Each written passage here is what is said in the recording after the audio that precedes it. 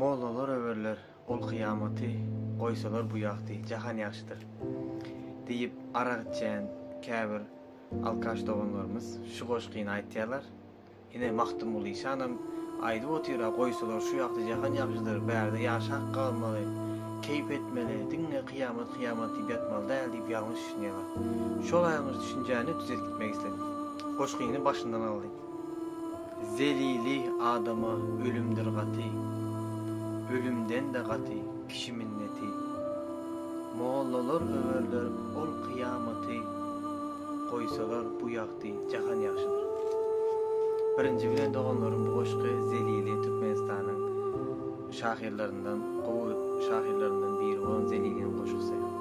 Bu goşgyda Zelili diýdi, adamy ölümdir gaty. Hakykatdan hem insan oglyna ölüm gaty.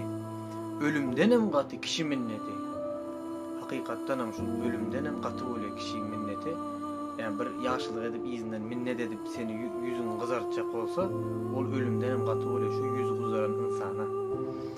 Mollalar öwerler ol kıyamaty, goýsalar bu ýagty jahan ýaşydyr. Yani amal etmek üçin, gözel işler etmek üçin, sogap kazanmak üçin goýsalar bu ýagty jahan ýaşydyr diýjek bolýar bu goşgyda.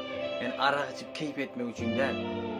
Yani bu ýagty jahan näme üçin ýaşy? Kıyamatda yüzünü kızarmalyk üçin.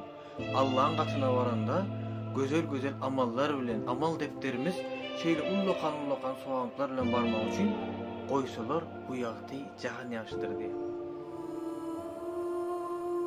Pikir sizden, men şeýle düşündim. Esselamu aleyküm.